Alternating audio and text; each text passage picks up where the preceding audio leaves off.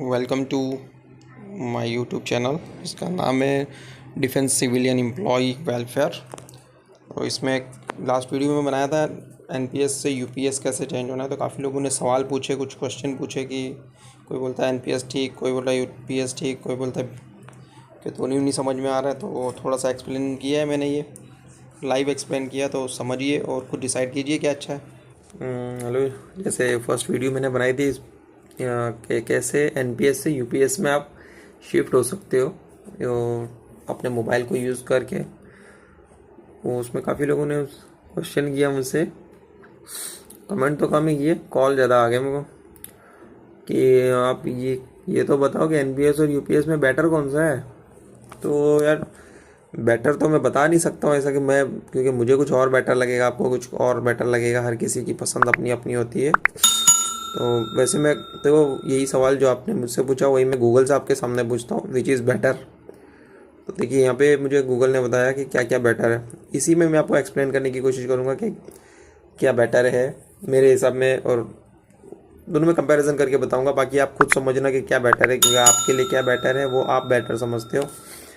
तो जैसे ये है एनपीएस यूपीएस, इसमें क्या, एनपीएस जो है ये मार्केट लिंक, आपके पैसे मार्केट में लगते हैं। 10% आपके और 14% गवर्नमेंट लगाती है, और दोनों जोड़ के मार्केट में पैसे आपके लग जाते हैं। और यूपीएस में क्या है कि पता नहीं कहाँ लगते हैं, ये हाइब्रिड डिफाइंड बेनिफिट कंट्रीब्यूशन लिखा हुआ है, जिसमें 10% आप दोगे और 10% गवर्नमेंट भी डालेंगी, और 20% शायद मार्केट में ही लगेंगे। ये कन्फ्यूज़न है इस बारे में मुझे कि कहाँ लगेंगे।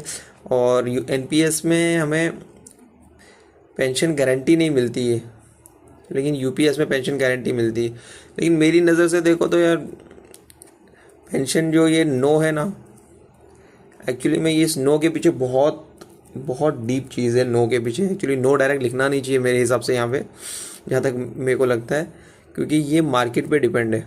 और मार्केट जब ऊपर जाती है ना तो ऐसी जाती है कि फिर यूपीएस वगैरह क्या, मतलब लाखों लाखों को पार कर देती है।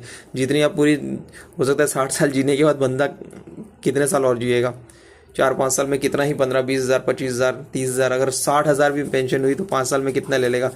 और अगर मार्केट अप हो गई तो ये जो नो लिखा हुआ है ना, नो, ये नो आपको इतना दे देगा ना कि उसके पेंशन की भी ज़रूरत नहीं। लेकिन इसमें क्या है, एनपीएस में आपको रिस्क है।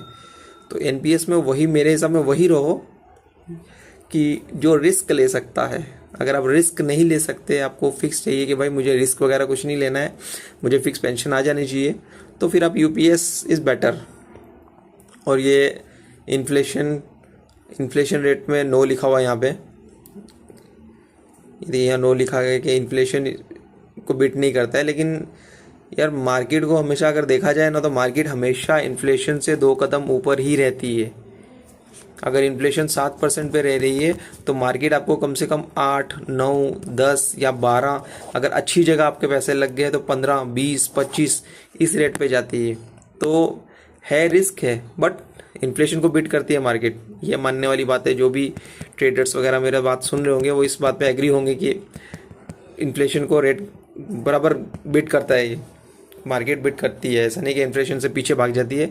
हो सकता है कि महंगाई ज़्यादा तेज़ भागे, ज़्यादा तेज़ भागे और वहाँ पे सैलरी आपकी कम पड़ जाए, लेकिन ये मार्केट महंगाई को कवर करती है।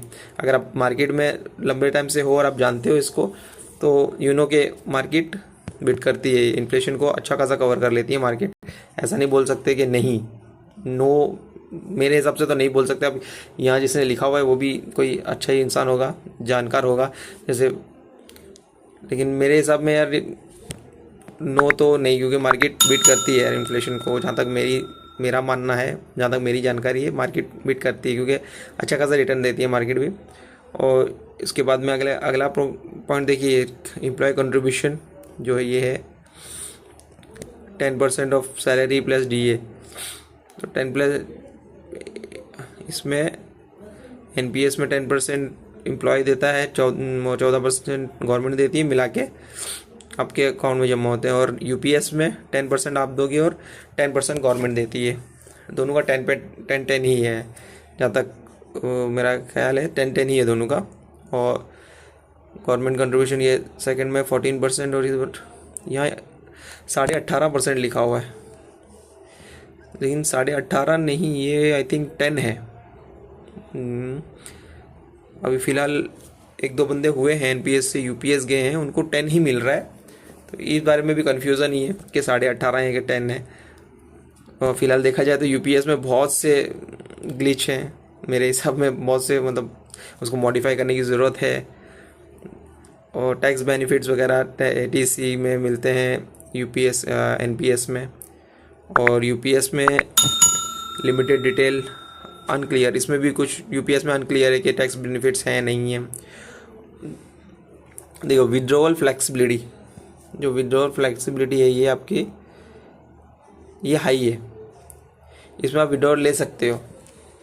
तो एनपीएस है, इसमें विड्रॉल ले सकते हो, कुछ 25% तक का विड्रॉल ले सकते हो। आपके जमा किए हुए जो पैसे होंगे, जो 10% आप जमा करते हो वो बेसिक पे, और प्लस डीए का जो 10% हर महीने जमा करते हो उसका 60% आप 25% आप विड्रॉल कर सकते हो विथ सम कंडीशंस। कुछ कंडीशंस होती है, उसके प्रूफ्स वगैरह आई थिंक देने पड़ते हैं, तो आपको मिलता है वो।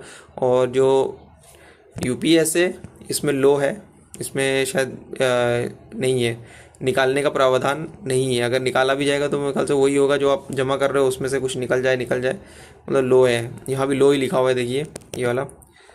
और रिस्क मार्केट डिपेंड में, देखिए यहाँ भी मैं बता रहा था ना मार्केट पे ये एनपीएस, तो देखो यहाँ पे भी मार्केट ही लिखा हुआ है कि मार्केट पर ही डिपेंड करता है इसका रिस्क। मार्केट यार लॉन्ग टर्म में अच्छा ही रिटर्न देती है यार। आप हिस्ट्री देख लो मार्केट की, मार्केट हिस्ट्री रिपीट करती है। और आप पुरानी हिस्ट्री देख लो, आप आजकल हर कोई इतनी तो जानता ही है मार्केट के बारे में नॉलेज के, कम से कम चार्ट तो पढ़ना जानता है कि चार्ट ऊपर जा रहा है या नीचे जा रहा है, वो तो इतना तो समझ ही सकता है। तो आप लॉन्ग टर्म में देखिए, तो लॉन्ग टर्म में जो भी चार्ट है ऐसे ही जाते हैं, सीधे सीधे सीधे सीधे सीधे, भले नीचे चले गए फिर भी ऊपर ऊपर ऊपर जाते हैं। तो वो हो जाता है, वो लॉन्ग टर्म में दे देता है इतना, मतलब इतना भी लॉस में नहीं है, इतना भी बड़ा, मतलब जिस हिसाब से बोला जाता है रिस्क। तो रिस्क लेना, थोड़ा रिस्क लफ्ज़ ही ऐसा खतरनाक है रिस्क, लेकिन फिर भी मार्केट में रिस्क इतना तो लेना पड़ेगा। और रिस्क जब रिटर्न आपको देगा तो अच्छा खासा, मतलब आपको रिस्क लेने का फ़ायदा दे देगा वो पूरा। और जो ये यूपीएस में है रिस्क फ्री, तो जो रिस्क नहीं लेना चाहता तो वो ये रिस्क फ्री वाले में जा सकता है आराम से। इसमें वो टाइम पे आपको जो पेंशन है, पेंशन 50% पेंशन मिल जाएगी आपकी, बेसिक की 50% और प्लस डीए भी मिलेगा। इसमें डीए का प्रावधान भी है, यहाँ लिखा नहीं है बट डीए का मैंने पढ़ा है कि है। तो यही है यूपीएस और एनपीएस का। थोड़ा मुझ मैं भी गूगल से ही देख के आपको बताऊंगा, कंपैरिजन इतना ही कर सकता हूँ। लेकिन जहाँ तक मेरी मानो तो अगर जिसकी लॉन्ग टर्म बाकी है, सर्विस बाकी है 15-20 साल, तो एनपीएस बेटर है। लेकिन जो रिस्क बिल्कुल नहीं लेना चाहता तो उसके लिए यूपीएस बेटर है। और जो अगले अभी हो सकता है 2-4 साल में जो रिटायर जाने वाले हैं, जिसके 10 साल की सर्विस हो चुकी है, तो उनके लिए यूपीएस बेटर है। जो भी 2-4 साल में जाने वाले हैं रिटायर वगैरह, 2025 चल रहा है, तो 28-29 तक जो जाने वाले हैं उनके लिए यूपीएस बेटर है। फिर भी आप और अपनी लेवल पे भी अपनी और जानकारी इकट्ठी कीजिए और जो आपको बेटर लगे वो कीजिए। ये नहीं कि मैं जो फाइनल बोल दिया वही है, बस मैं भी गूगल से देख के ही बोल रहा हूँ आपको। एक्स्ट्रा इन्फॉर्मेशन तो मेरे पास भी नहीं है, उतनी ही इन्फॉर्मेशन है जितनी गवर्नमेंट ने प्रोवाइड की है हमें, और वो भी टाइम टू टाइम 2-3 बार तो बदल चुकी है। तो पता नहीं अभी आगे हो सकता है इसमें और कुछ आगे और भी बेनिफिट दे दें यूपीएस में, यूपीएस एलिजिबिलिटी।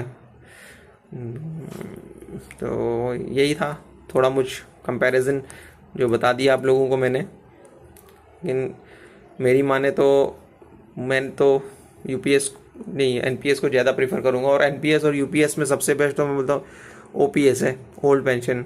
अगर वो रिस्टोर हो जाए तो वो तो बेस्ट है। तो मतलब एनपीएस और यूपीएस को दोनों को छोड़ दो, ओपीएस में चले जाओ फिर आराम से आंख बंद करके। लेकिन वो अब तक गवर्नमेंट ने दिया नहीं है प्रावधान। तो देखिए आपको जो बेटर लगता है तो वो लीजिए। मेरा काम था थोड़ा एक्सप्लेन करना, मैंने एक्सप्लेन कर दिया। मैं फाइनेंशियल एडवाइज़र तो नहीं हूँ, लेकिन थोड़ा जहाँ तक मुझे समझ में आया मैंने एक्सप्लेन किया आपको। आगे आपकी मर्ज़ी और बेस्ट ऑफ लक, जो भी चॉइस करो। तो okay, tata, bye bye, thank you.